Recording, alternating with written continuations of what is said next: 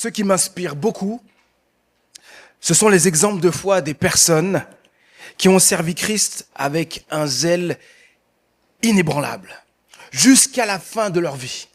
Pas vous? Et malgré les épreuves qui les entouraient, elles auraient pu faiblir, être moins enthousiastes dans le service pour Dieu. Mais non, elles ont persévéré, elles sont restées passionnées pour Dieu jusqu'à la fin. Leur zèle et leur dévouement m'encouragent à faire de même. Voyez le zèle du début de vie chrétienne, milieu de vie chrétienne, fin de vie chrétienne, vous dites, mais il est toujours aussi zélé, le gars. Et en voyant de tels exemples, on pourrait penser que ce sont des personnes juste exceptionnelles, admirables, c'est bien. Mais la vérité, c'est que Dieu nous appelle tous à travailler à fond pour lui. Je ne sais pas si vous êtes convaincus de cette pensée. Être à fond à son service, être entièrement pour Dieu.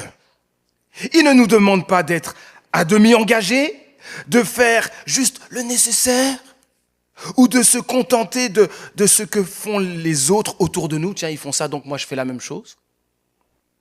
Non, il veut que nous soyons entièrement dédiés à son service, en abondant en bonnes œuvres pour lui. Amen. Aujourd'hui, nous allons explorer ce que cela signifie concrètement et découvrir ce qui nous permet de rester ainsi tout au long de notre vie. Nous terminons aujourd'hui notre série de prédications qui s'intitule « La vie chrétienne, ça coûte ». Et dans les prédications précédentes, nous avons déjà exploré plusieurs aspects où cet engagement se manifeste. Premièrement, suivre Christ signifie se donner entièrement pour lui. Aussi, œuvrer pour le bien de notre ville demande de mettre de côté nos intérêts personnels pour le bien des autres, pour servir les autres. Et aussi, nous avons vu la marche par la foi. Marcher par la foi implique de renoncer à nous-mêmes afin de chercher Christ et devenir des exemples vivants de persévérance. Et aujourd'hui, nous aborderons donc un autre aspect de la vie chrétienne qui coûte. Travailler pour Dieu. Travailler sans relâche pour Dieu. Le passage biblique que nous allons prendre se trouve dans la lettre de Paul aux Corinthiens. Et dans cette lettre, Paul aborde plusieurs problèmes de jalousie, de division, de comportements immoraux au sein de l'Église. Et on pourrait en dire beaucoup. Il les enseigne sur la manière de vivre leur foi. Donc, on pourrait dire, il les corrige, tant individuellement que collectivement. Il les enseigne à vivre leur foi pour refléter l'amour de Dieu. Et dans 1 Corinthiens 15, Paul fait l'exposé le plus extraordinaire, le plus complet de la Bible sur la résurrection. Car de nombreux chrétiens doutaient de cette réalité. Ils sont influencés par la philosophie grecque qui rejetait le corps physique. Ils ne comprenaient pas l'importance de la résurrection. Et Paul donc leur rappelle que la résurrection physique est essentielle à la foi chrétienne. Jésus a vaincu la mort, les amis.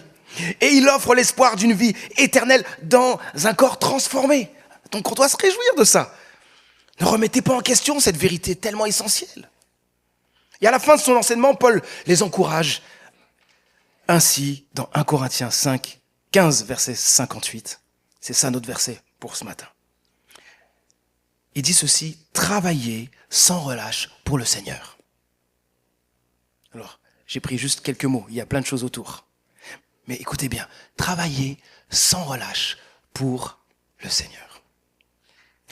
Qu'est-ce que cela signifie de travailler sans relâche pour le Seigneur, pour Dieu? Ce n'est pas uniquement être pasteur, ou être missionnaire, ou actif dans l'église. Travailler pour Dieu, c'est bien plus large que cela. C'est tout ce que nous faisons pour lui dans chaque aspect de notre vie. Parler de Jésus, vivre dans la sainteté, aider les pauvres, ou simplement remplir nos rôles de mari, femme, parents, travailleurs, citoyens, avec foi et amour. Tout cela fait partie du travail pour Dieu. Travailler pour le Seigneur, c'est mettre nos dons, notre temps, notre énergie à son service dans tout notre quotidien. Donc si tu pensais ce matin, et ça j'ai souvent répété, si tu pensais ce matin que travailler pour Dieu, c'est à l'église, tu te trompes. Ce n'est pas que là. C'est toute ta vie. Paul l'explique clairement dans la lettre, dans cette même lettre, dans le verset 31 du chapitre 10. Que vous mangiez, que vous buviez, bref, quoi que ce soit que vous fassiez, faites tout pour la gloire de Dieu. Tout pour que Dieu soit honoré, en fait. C'est ça l'idée. Et il le répète dans Colossiens chapitre 3 verset 17, dans tout ce que vous pouvez dire ou faire, agissez au nom du Seigneur Jésus en remerciant Dieu le Père par lui. Tout se fait pour lui, pour l'honorer, en le remerciant. Dieu nous invite donc à transformer chaque tâche ordinaire en œuvre qui l'honore. Peu importe ce que nous faisons, que ce soit au travail, à la maison ou dans notre communauté, faisons-le dans l'intention d'honorer Dieu. Mais quelle doit être la qualité de notre travail pour Dieu?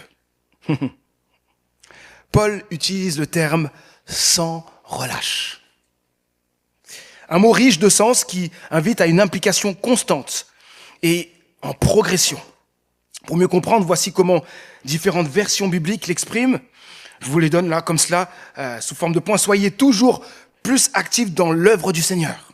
Ou travaillez de mieux en mieux à l'œuvre du Seigneur. Ou travaillez toujours mieux au service du Seigneur. Faites sans cesse des progrès dans l'œuvre du Seigneur. Progressez toujours dans l'œuvre du Seigneur. Et là, on change un peu. Abondez toujours dans l'œuvre du Seigneur. Et notre cher Alfred Kuhn, qui aime bien prendre plusieurs versions, nous essaie de tout prendre. Marchez de progrès en progrès, soyez toujours actifs et travaillez sans relâche pour le Seigneur. Alors, ici, on voit que Dieu ne nous appelle pas à un service occasionnel, tiède. Dieu nous appelle à travailler pour lui avec constance, en progressant et avec abondance. Et pour être plus précis, j'ai regardé le commentaire de Robert Somerville, et il montre, selon la définition du terme grec, qu'il est préférable de retenir l'idée d'abondance dans le travail pour le Seigneur. Il écrit ceci, le verbe périseuo, je ne sais pas comment ça se prononce, veut dire abonder et même surabonder, déborder comme un réservoir ou une rivière dont l'eau se répand par-dessus bord. L'idée dominante n'est donc pas celle de progression, mais d'abondance. Abondance dans mon travail pour Dieu. Abondance dans l'œuvre du Seigneur. Cela m'amène à cette question très importante pour nous. Est-ce que tout ce que nous faisons pour Dieu déborde avec abondance? Pouvons-nous vraiment dire que nous travaillons beaucoup pour notre Dieu, que nous sommes réellement engagés avec passion pour lui? Sommes-nous entièrement investis pour l'honorer dans notre couple, dans notre famille, dans notre travail, dans l'église et dans l'annonce de l'évangile auprès de ceux qui ne connaissent pas encore Jésus? Et cette lettre est adressée à une église, donc on pourrait dire juste travailler, donc ça veut dire moi tout seul dans mon coin. Mais je pense pas que l'apôtre Paul avait ça en tête.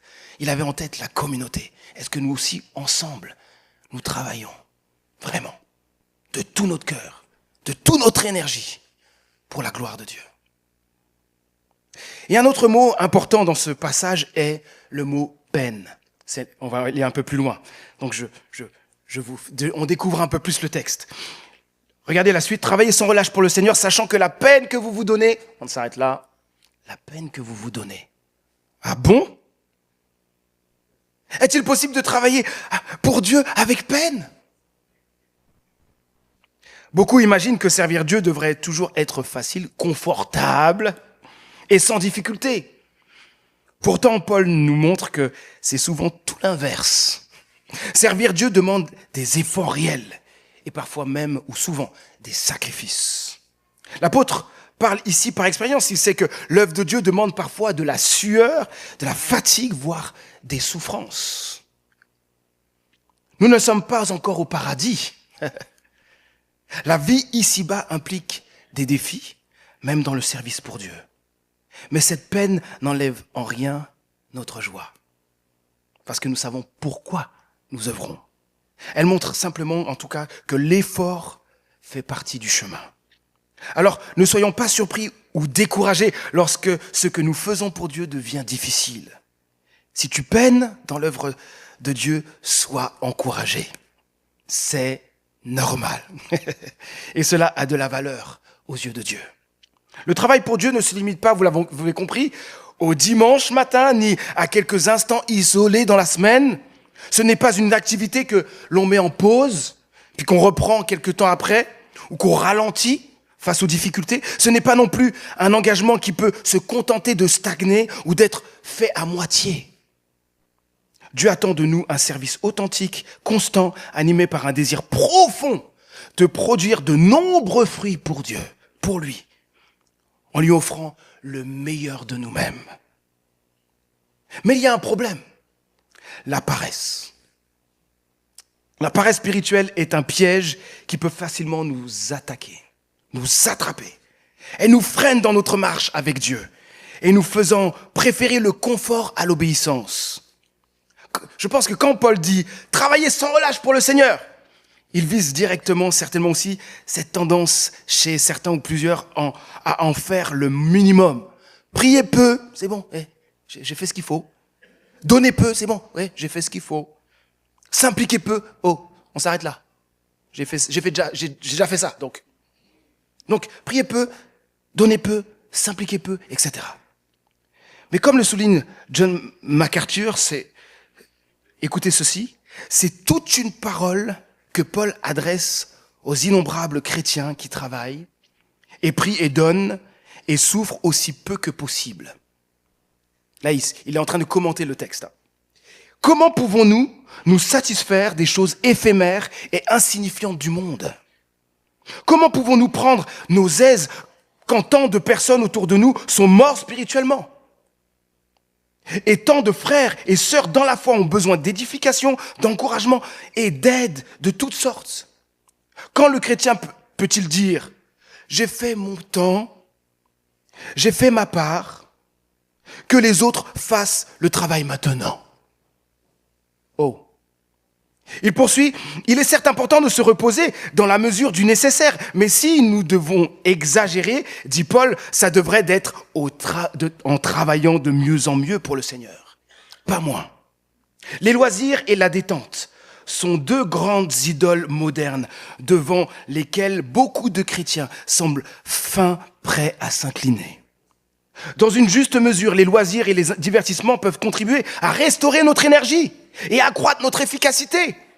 Mais ils peuvent tout aussi facilement devenir des fins en soi, exigeant de plus en plus de notre attention, de notre temps, de notre énergie.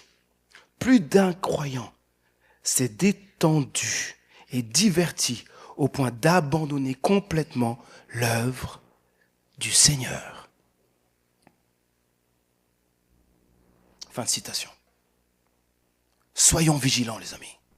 La paresse préfère le chemin facile, mais Dieu ne nous appelle pas au chemin facile. Il nous appelle à une foi active, à un travail acharné pour son œuvre, pour son royaume. Ne nous contentons pas donc du minimum. Mettons tous notre cœur dans ce que nous faisons pour lui. Cependant, qu'est-ce qui va nous rendre capables de travailler sans relâche pour Dieu? Là, on en a besoin. On a besoin de savoir quoi faire. Alors, on découvre un peu plus le texte maintenant.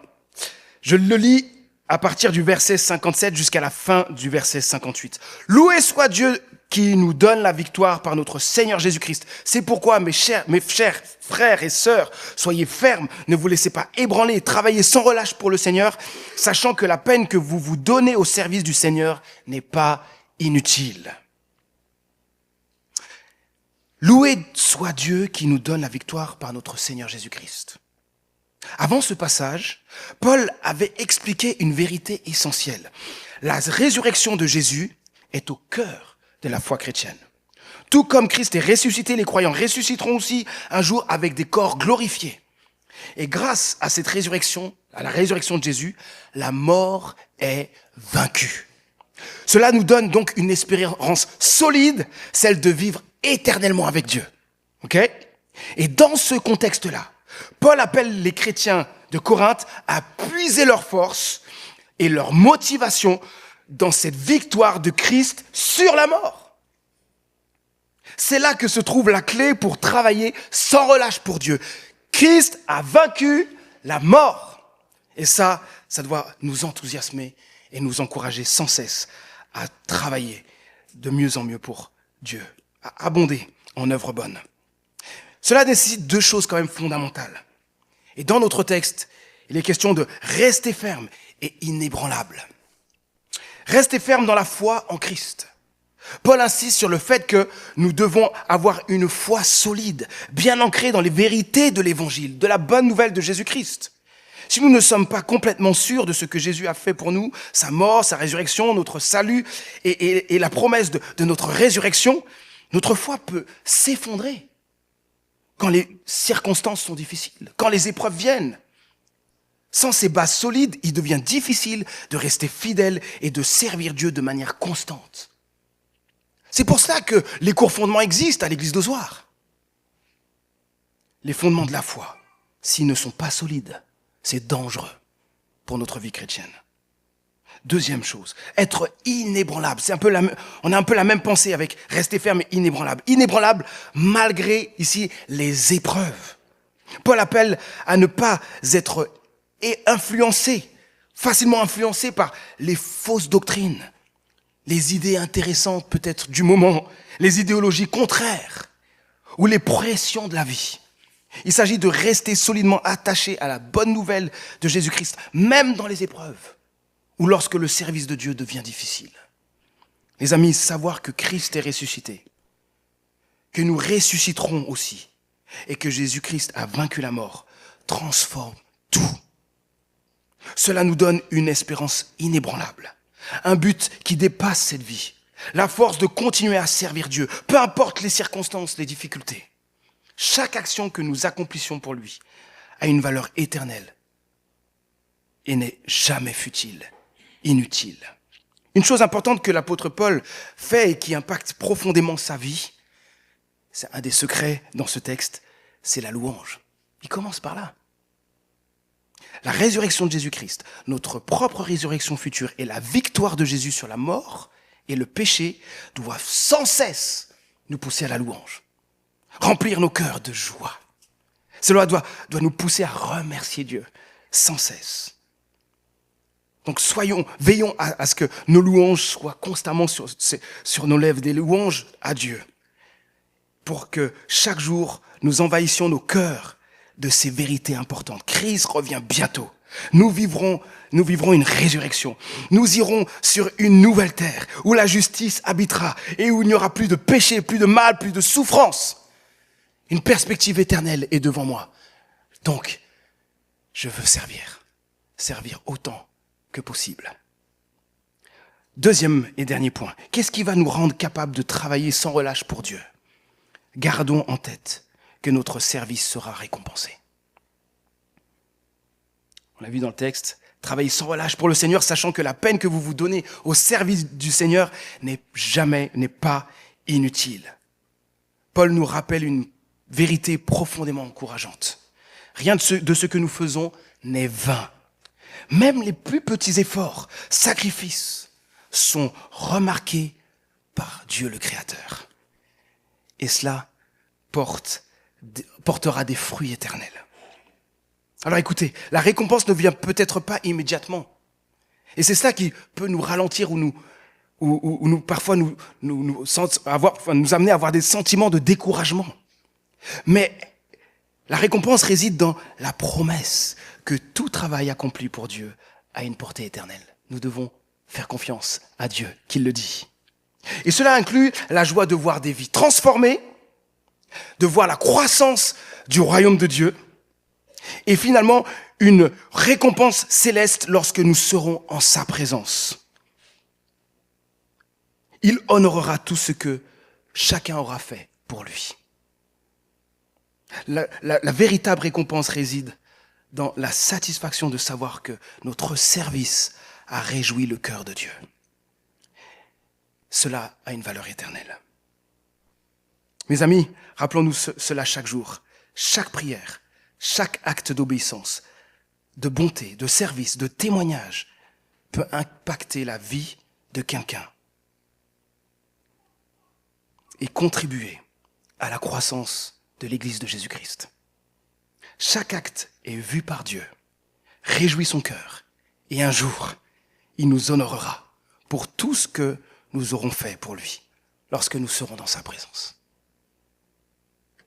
C'est sa grâce, parce qu'on ne mérite rien de lui.